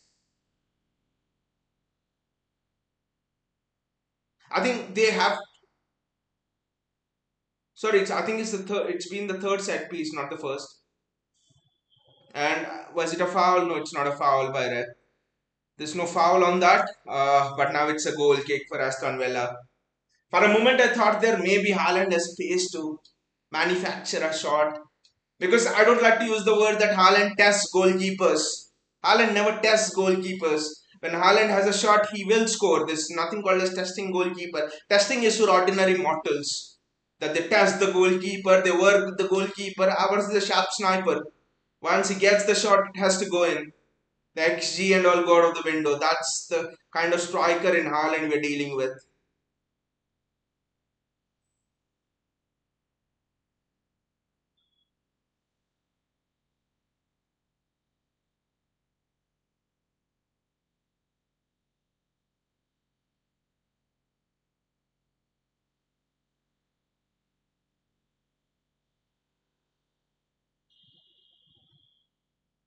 Oh, that's a misplaced pass, but I know the pressing from Aston Villa has been good, but in the face, see, this is another thing which I didn't like today. See, in the face of pressing, we have always chosen to go backwards and not forwards. This actually describes the mentality of a players, because at the very best, do you even dare to think of pressing a Bernardo Silva or pressing Kevin De Bruyne? Never, never in your most beautiful and the most fortunate dreams. You never, because these players are unpressable.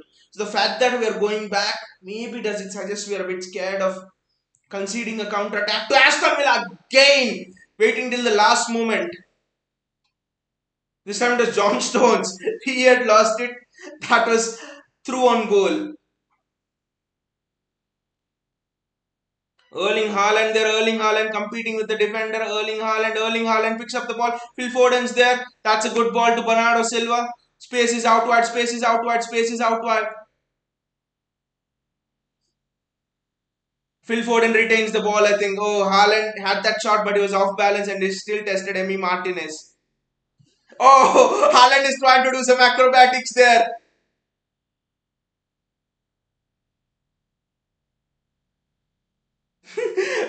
We should have actually scored over there, right? In that instance, in that phase of play. It should have been a goal. It should have been a goal in that phase of play. I just don't know how we missed it. That should have been number two for you, Erling. Should have been number two. That's very rare that Erling misses them.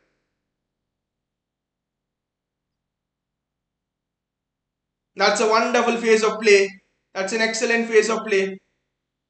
Excellent save by Martinez. I must say, good shot by Haaland, but Haaland is still there in the position. If you see, I don't know what Haaland was trying to do there because he was actually in quite a lot of space. And that was a good challenge by Dinya, I think, on Haaland there. But Haaland should be scoring that. Haaland should actually be scoring that.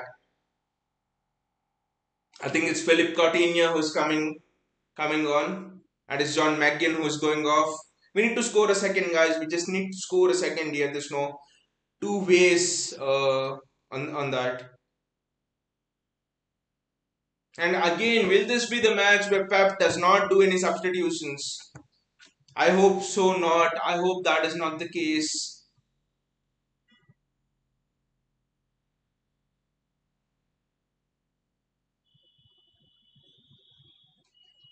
because I really want to see Julian Alvarez. That's a stupid and nonsensical kick from Tyrone Mings, what he is known for, and that's a wonderful layoff.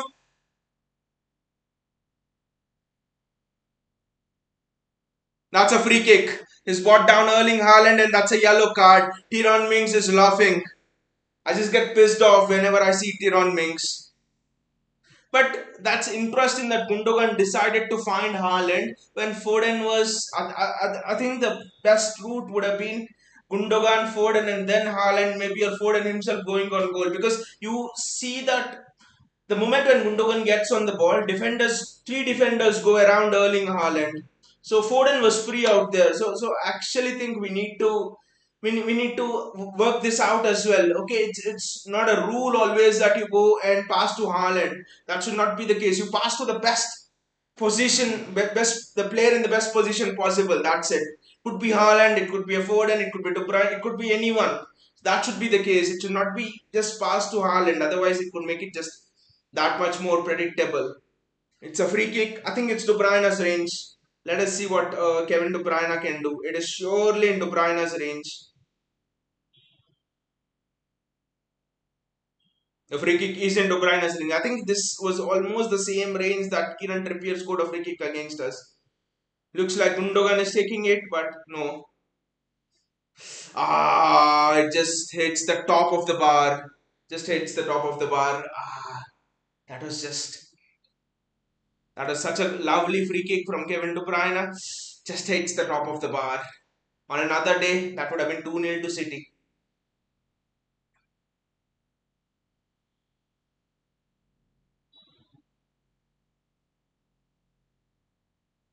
That just hit the top of the bar. But honestly, Alan should have had another hat trick today. That Kyle Walker passing to him, and then that De Bruyne one, and the De Bruyne pass to him. So,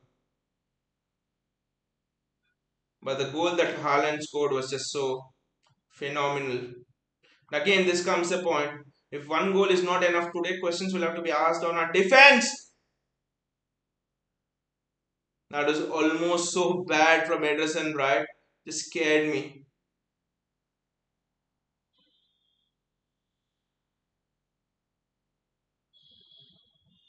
That's wonderful. That's wonderful from Kevin De Bruyne. It's superbly picked up. Ah,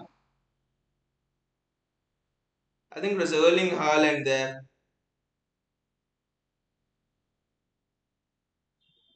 Kyle Walker on the ball, not the person I would really like to have on the ball. Bernardo Silva, Walker. We're going back.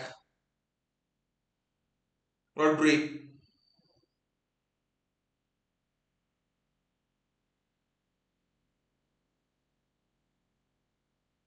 Switch of play. Rodri again. Kevin De Bruyne.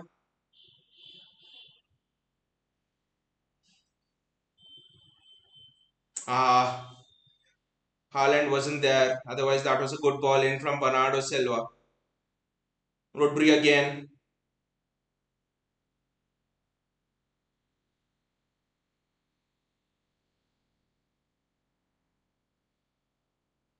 One thing we need to score the second goal. I don't care how, but we need to score it. We have been bad today and we need to score it. We need to get out of the dumps to score it.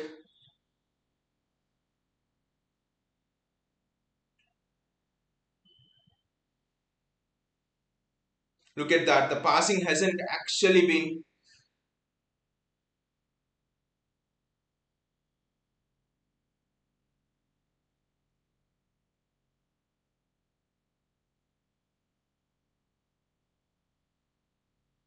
Ah, Kai, you can't lose it.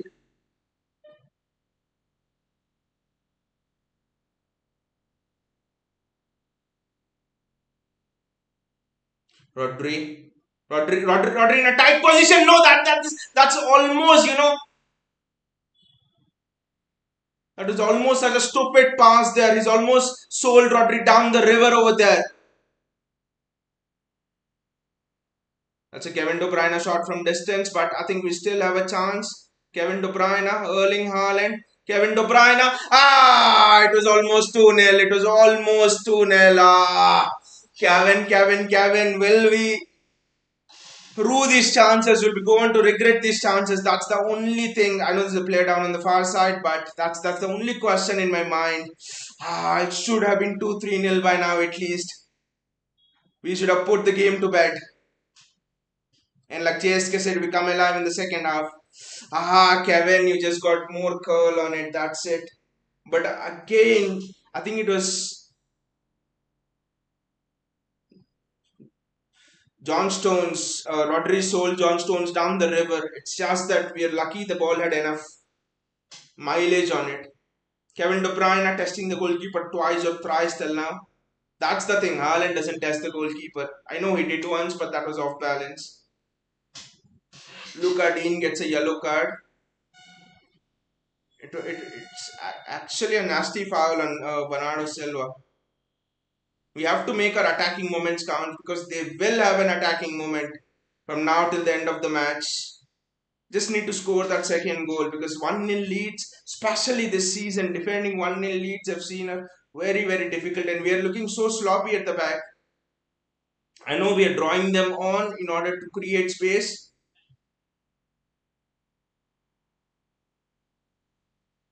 That's a foul, ref, and that's a free kick.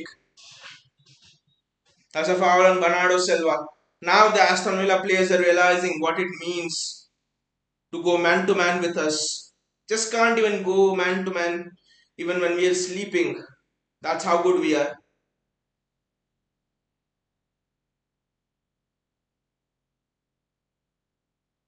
It's Riyad Mahrez coming on. I don't know what you guys think about this substitution.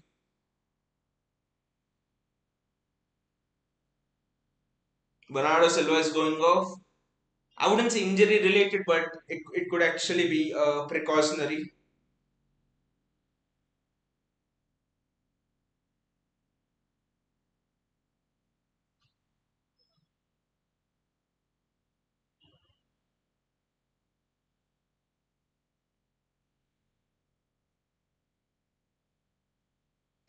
That's a long kick from Ederson, but is there any?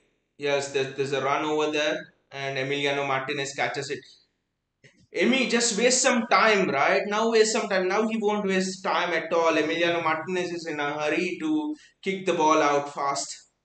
In the first half, he was wasting a lot of time. He was wiping the shine off the ball every time he held on to it.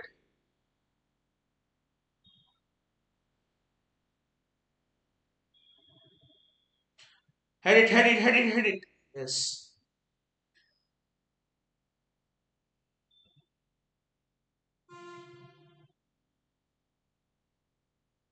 And Aston Villa have scored. That's what was the worry. That was the worry. That was the bloody worry that Aston Villa will score.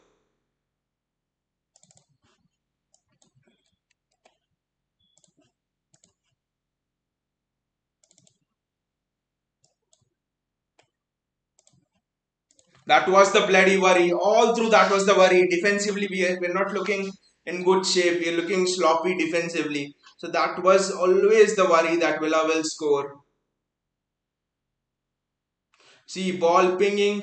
One, two. It's a long shot from Leon Bailey, I think.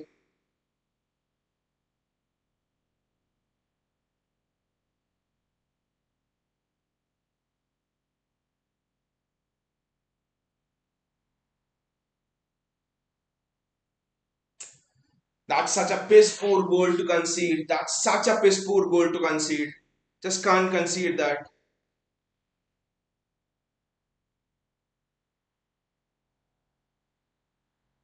Just can't concede that. Defensively, I think we need Nathan Ake back. Diaz is again not looking in the best of form. Lucas's goal. Well, Lucas, Liverpool have dropped a lot of points, so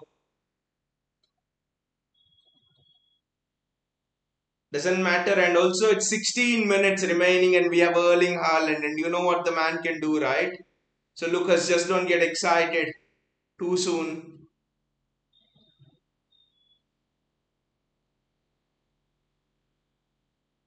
Lucas is one more, and I'll be happy. We'll see. We'll see.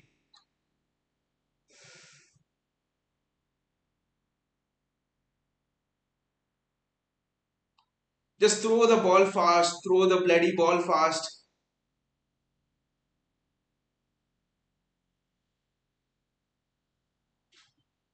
Kyle Walker, Kevin De Bruyne, Riyad Mahrez, Kevin De Bruyne. Ah, it will just piss us off even more now when they're not on the same wavelength. Well, how this is almost a picture type goal of how Callum Wilson scored for Newcastle against us, right? You just see that almost a picture perfect goal. Coutinho, Leon Bailey goal. I think it was Joao Cancelo marking him, but both that side, Diaz and Cancelo, both are piss poor. And Leon Bailey celebrating it. And Leon Bailey has been subbed off. I think it's a drinks break and they have not been subbed off. 15 more minutes. I know that we scored 3 goals on that last day, on the dramatic day, right from here till the 83rd minute or so. We just need one goal now, one goal in the space of time. So let us see. Will we find a dramatic winner from Erling Haaland? That's the only hope. But then we should have literally scored 2, 3 goals at least till this point with the amount of chances we have had. De Bruyne's free kick hit in the bar and stuff. That was a cheeky ball from De Bruyne. I just hope that Riyad Mahrez doesn't go one on one and miss. That's the last thing we want. He missed in the same way against Forest, right?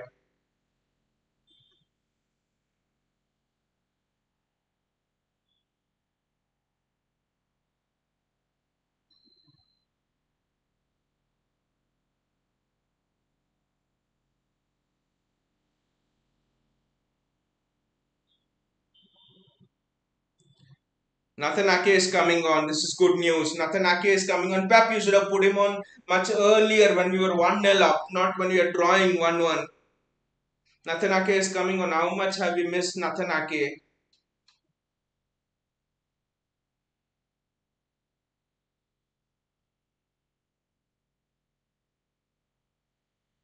See, Emi Martinez is now again back to polishing the ball, removing the shine of the ball. He's even playing a bit of basketball with the ball now. What an absolute idiot.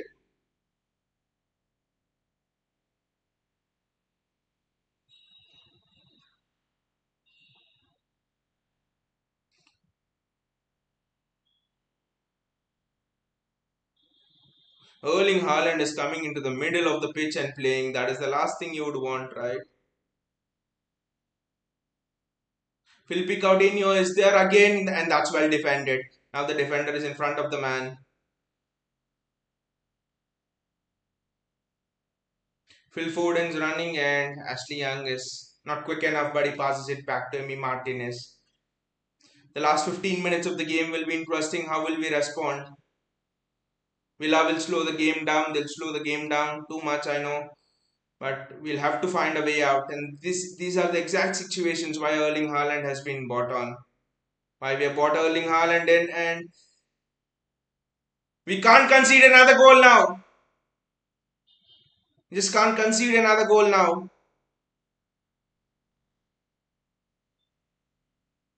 Oh, but the referee has blown and it's offside. Ah, that was lucky. The referee had already blown. It was Philippe Coutinho from long range. We are just struggling defensively here. We are just struggling defensively so much here.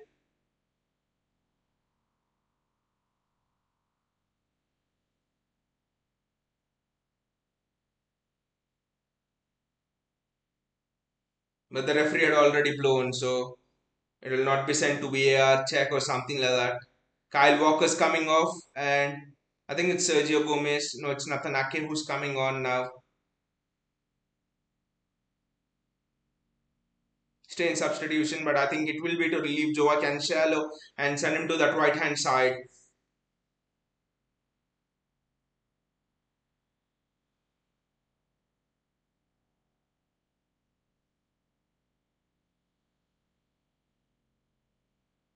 Nathan Ake, John Stones, 10 more minutes to go. One more chance for Erling Haaland. That's what I'm hoping for.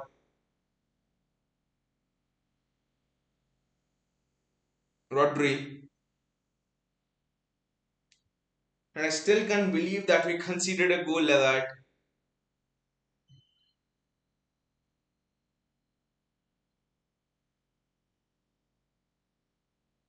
Again, we're just passing around the back. Okay, like Pep says, you pass around, you pass back to create more ideas to go front. That is fine.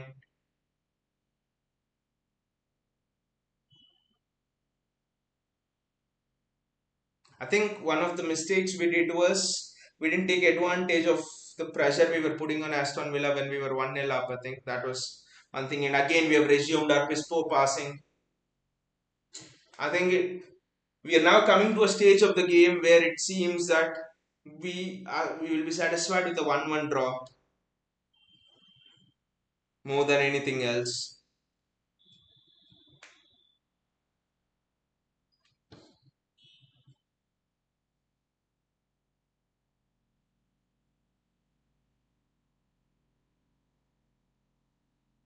That's a good ball. I'm actually expecting a special Joao Cancelo delivery now that he's been relieved on this left hand side. Kevin De Bruyne on the ball.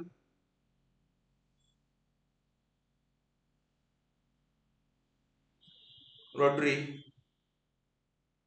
Great switch to Foden. No, it was an utter garbage switch. Aston Villa are just pinging the ball at the back. Clock is just ticking by.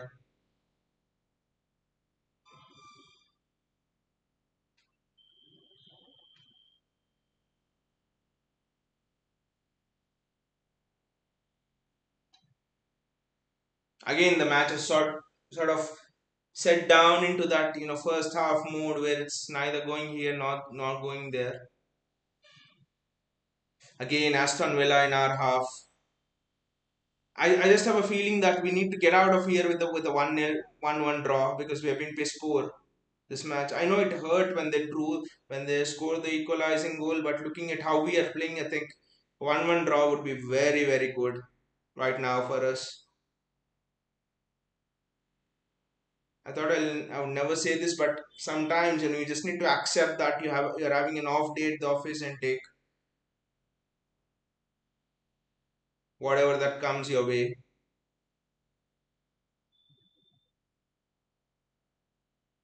Phil Foden there with the ball. Why are we just becoming so predictable and trying to pass to Erling Haaland all the time? That's another thing. It's the 83rd minute. One special moment from Kevin De Bruyne or a Phil Foden.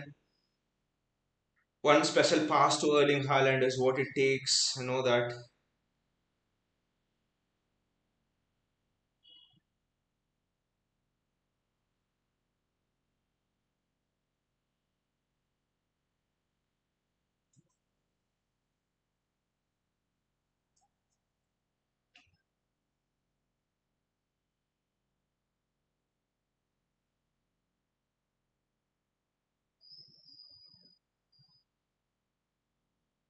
Steven Gerrard is plotting another goal. I just have a bad feeling about this match. Let us just get out of here, get out of the Villa Park with a 1-1 draw. That's it.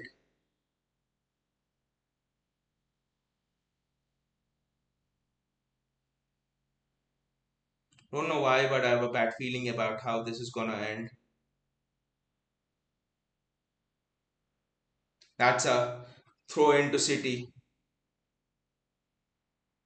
6 more minutes plus added time.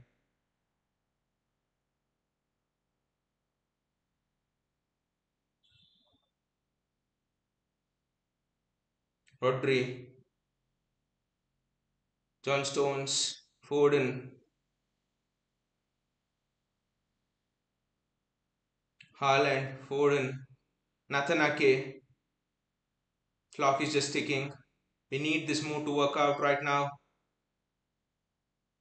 That's very well done.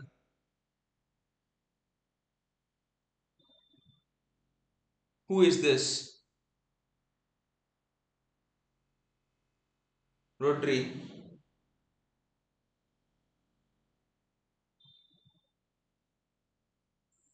Again, selling someone down the river there. I don't know why we are playing these sort of crappy passes.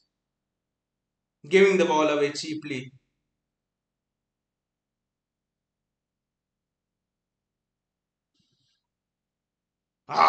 He should have gone for goal Foden there. Not trying to play a 1-2 with Haaland. He should have just gone for goal there. That's a throw in for City. That was a good chance. That was a very good chance. He should have gone for goal. I thought Foden should have just had a shot there instead of trying to. I think we're just overplaying this with Haaland right now. I know that we need to adapt and stuff.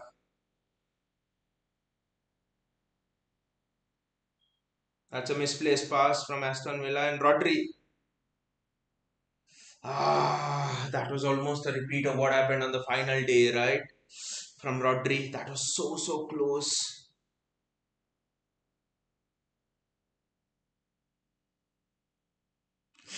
That was it just slipped outside of the post.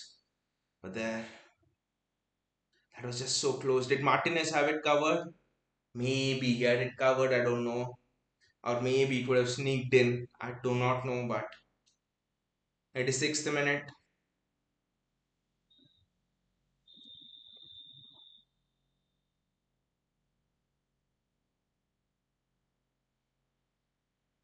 Look at it. That was not offside. That was not at all offside. Clearly, that was not at all offside. The assistant just raised the flag early. That will be another talking point. But I think on the balance of play, we haven't been that good today.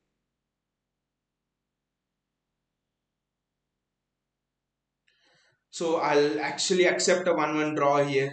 Acceptance is also an important part of being the champion, right? We'll accept on an off day when we don't play well, we'll settle for a draw, settle for a point because a point is better than nothing.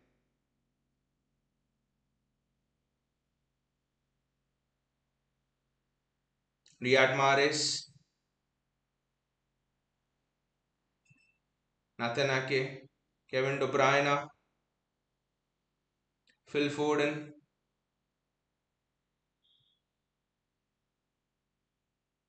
Ah! Riyad, you should have just gone for goal there. He just tried to play in Haaland over there and that was so close. That was so close from Riyad, right? Okay, Gundogan was offside over there. Anyway, it wouldn't have counted. But that was so close. But one more chance, one more chance. I'm just waiting. One more chance, maybe.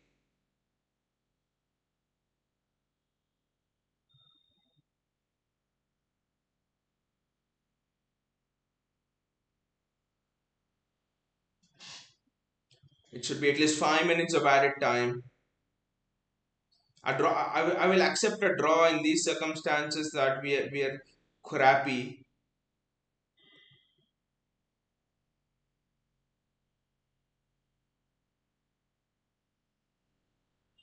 Look at Ake there. He's doing so well to win those second balls. I think Ake will be the defensive mainstay this season.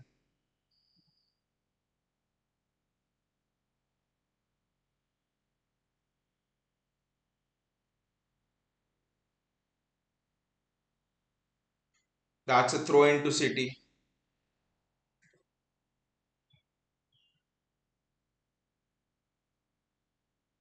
And I think Bundia is coming on as well.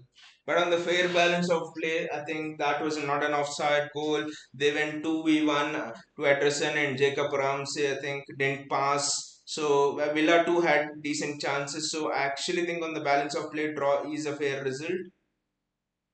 This match, no, it's not like this match is a pivotal tie to or die in the Premier League title race or something. But I think there's a lot we can learn from this match.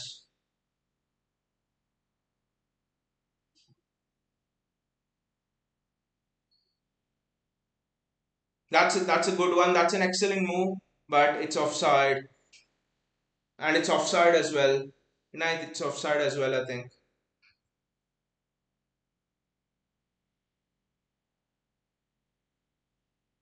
+4. So one chance can't be. I don't know who's offside over there. Just don't know who's offside over there. Anyway, I want to see one more chance. See Leon Bailey is walking off.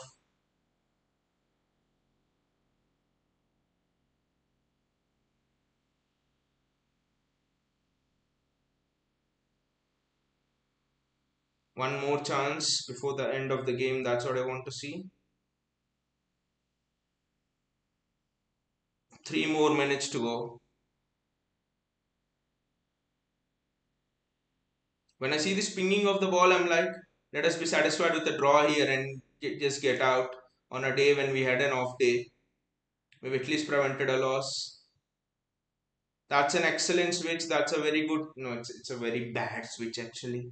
I mean, seeing the flight of the ball, I was like, must have been a good switch. But 3 more minutes. Can Haaland produce his magic?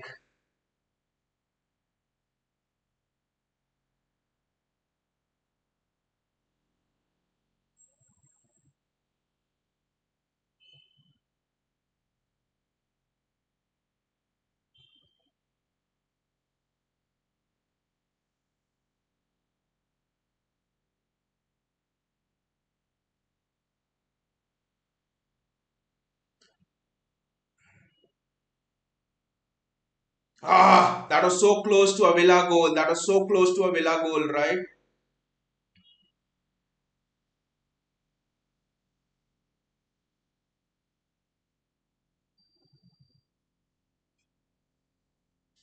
The ball just swinging around the box. It's Kevin De Bruyne there keeping the ball in. What a switch that is.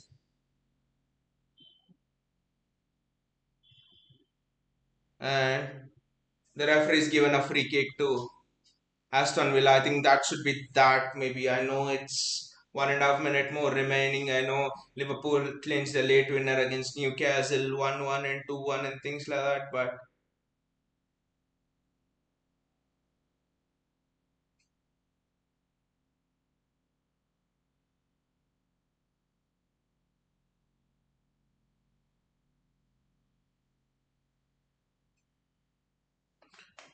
we are in the last minute now. I think this is gonna be draw. It's gonna be a draw. I think 2 more points dropped.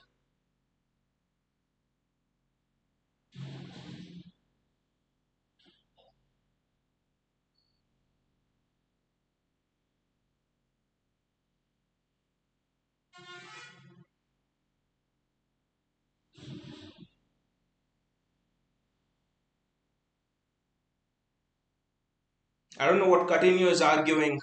You could not do anything for Liverpool, Coutinho. When you had the chance, you scored a goal, but your team bottled it. Stevie G bottled it, you bottled it again. And now I don't know what Coutinho, what a prat he is, he's shouting. Just cut it off, cut the ball off. Referee, please blow the whistle at this point. That is what I want. It's Ole Watkins, I think. The last thing you would want in this game is Aston Villa scoring a late winner and Stevie G running around for a draw. I mean, running around.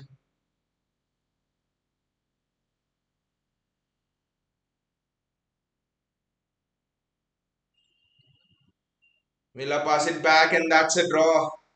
I mean, your first feeling will be that, I mean, if you didn't see the match and you just see the score line, you'll see disappointing. Villa were crap and City should have beaten them absolutely. But I think a draw is a fair result. Actually, a draw is a fair result because first half. The differentiating point of this match is the first half. In the first half, we didn't create any chances. We didn't do anything literally. So I think that is where the points were dropped because in the first half we should have scored at least a goal. That Walker pass. I could point out four or five things here. Cancelo not being himself. No, but the talking point is, and to be honest, Villa deserved a draw from this. I think because they too had chances.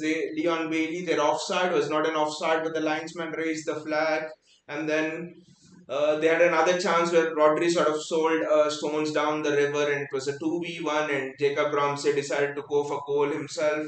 So Villa had three clear-cut chances. In fact, I know De Bruyne hit the bar, but I thought, one thing when we were 1-0 up, I think we should have finished Villa down, Villa off in that 5-10 minutes phase after we went 1-0 up. It was a bit of a mistake not to finish Villa off, I think. And I would not say that Villa managed Haaland well or something because Haaland had chances. Martinez saved one or two things. So it's sort of that wavelength between De Bruyne and Haaland. It was sort of it again seemed that it was missing a bit. If you see the wavelength between Cancelo, Haaland was not there. In Ford and Haaland, it was not there as much. Surprisingly, Gundogan, Haaland as well.